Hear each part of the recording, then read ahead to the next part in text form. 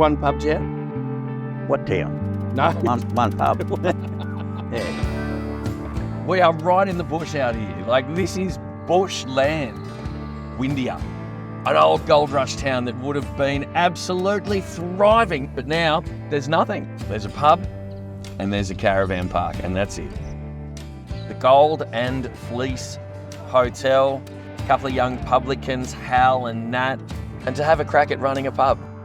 People often refer to it as a ghost town, and sometimes it really feels like it. We literally hear the tumbleweed rolling down the road. I wonder what it'd be like to live out here. And I can't wait. Like, the stories of this place are going to be unreal. What were your initial thoughts about this pub? I was a bit worried because Yeah. I really didn't realise how remote it was. What have I got myself into? I'm not surprised. So you've been here for 3 or so years now. What can you tell us about the pub?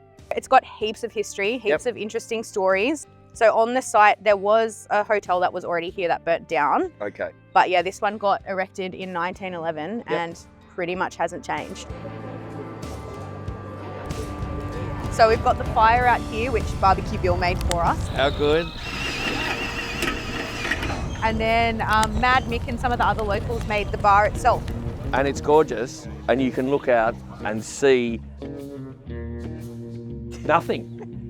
Pretty much an oval, but there's something happening in the oval, which is nice. Exactly, yeah, it's good today because there's some excitement over there. So they do the endurance rides about 3 times a year. So when that happens, yeah, there's horses everywhere, which is exciting. And you can just see the world go by. Like, I love the bench. Yeah, exactly. You just sit here and watch the world go by. How you going? And that's what happens. Locals will sit here and just watch. If you were one of the people that live in the 5 houses around here and you went for a walk, Yeah. they'd know. That everyone knows everything. Yeah. And if they don't know, they'll make it up.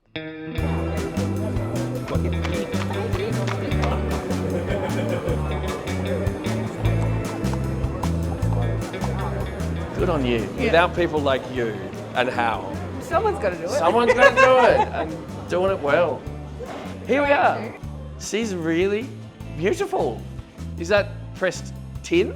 Yeah, pressed metal it is. Yeah. Pressed metal? Yeah, so all the ceilings, everything you see is pretty much original. Yeah. Except for the bar, but yeah.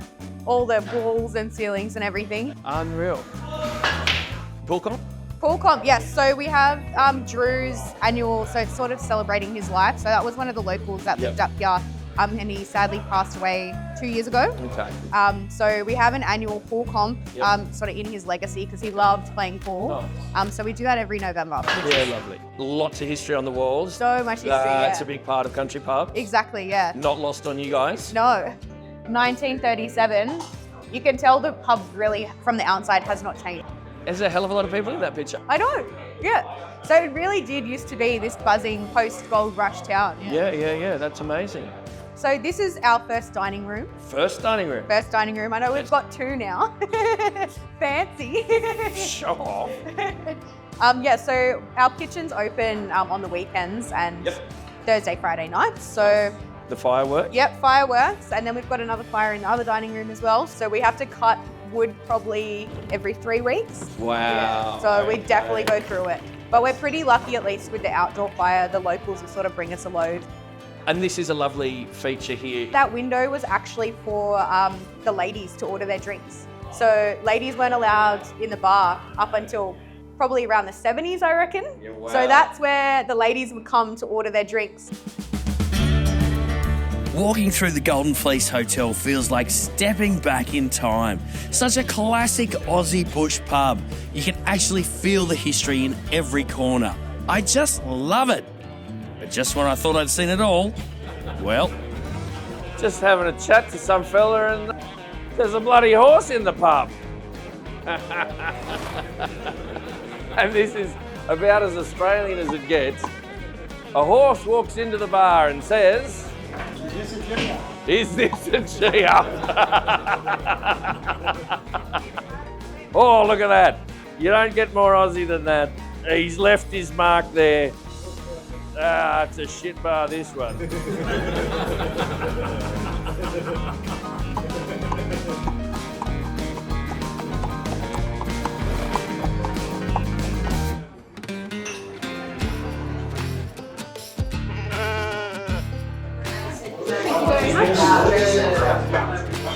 There's something really special about this place, but it makes you wonder, how did two young people like Hal and Nat end up running a pub in the middle of nowhere?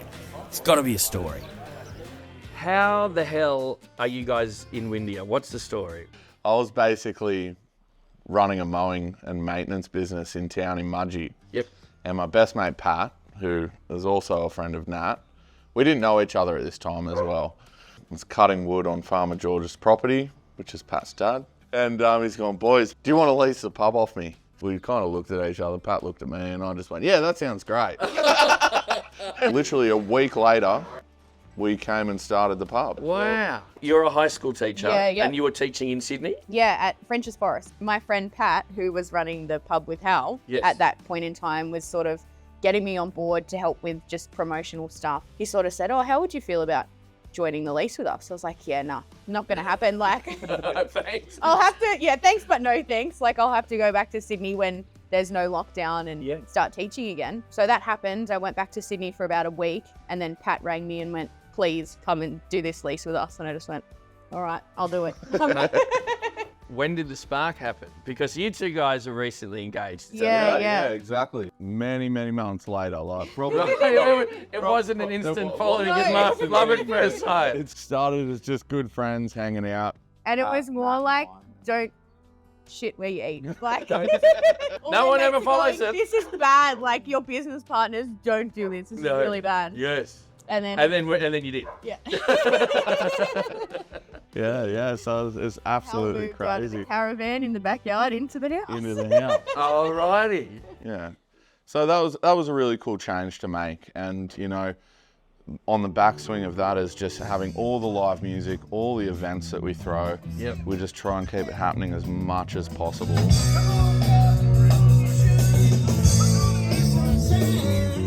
And that's getting people out from Mudgee, people travelling, we've got the caravan park next door. Yep. They can stay for the weekend. Everything becoming so expensive, all the taxes, it's just, you just gotta put in that hard work to... How hard has it been and what are the biggest challenges of running a country pub?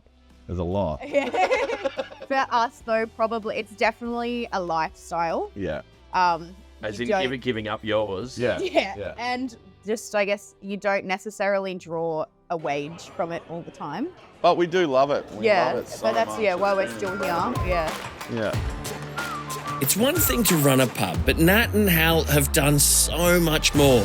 They've breathed new life into this place, and the whole town knows it. The pub is the heartbeat of Windeyer, and thanks to them, it's stronger than ever. Locals like Ray will tell you it's not just about the beer, it's about the love and spirit that they've brought back into this community. Hal and Nat, they're brilliant. Yeah. They're the best thing that's ever happened in this pub in this village. Really? Nah, really. Yeah, definitely.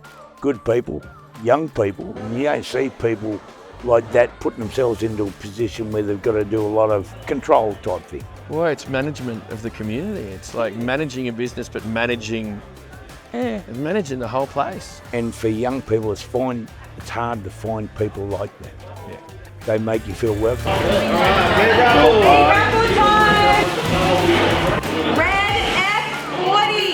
Yeah, definitely lifted it up a lot. They have bands here every second week and very kind-hearted.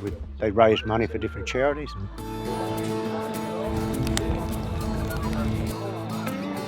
Tell us a little bit about growing up. You're born and bred here, eldest of 9, so pretty big family. Very big. What was it like growing up in Windeyer? Well, we didn't have motorbikes or anything, so we had horses. Yeah. And we rode horses all our life and all went to school down here at Windeyer until 6th class and then proceeded to go to high school in Mudgee. So obviously my dad used to drink a bit of beer, so we'd get on the horse, ride up here to the pub, get a couple of long necks, we'll put them in the old school bag and back down with it.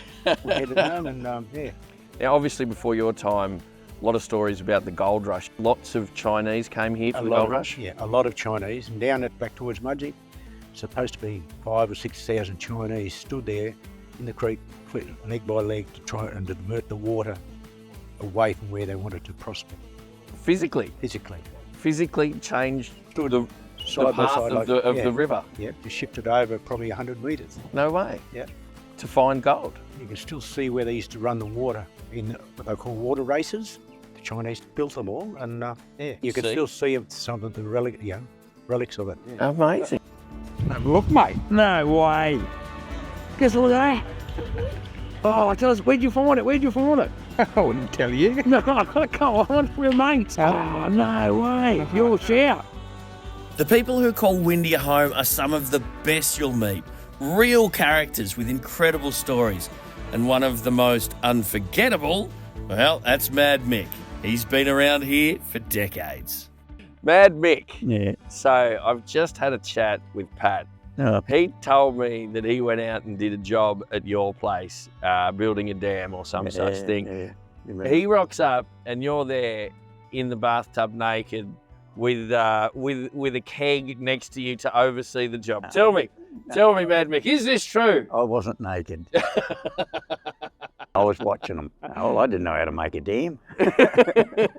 Hey, how long have you been at Windeyer? Tell us your story. I came to Mudgee 40-odd years ago. I wanted somewhere where I could raise my kids away from the hustle and the bustle of the city. So you were in Sydney? Yeah, at the time, yeah. And did 9 years in the Navy.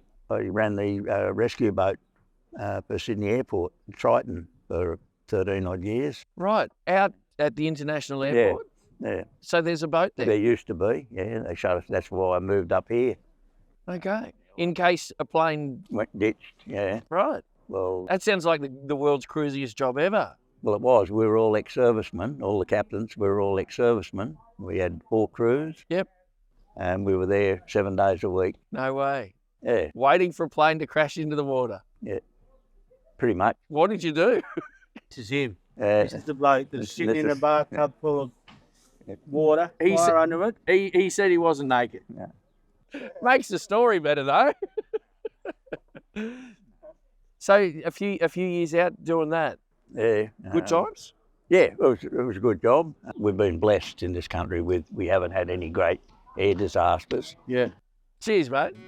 Appreciate it. Yeah.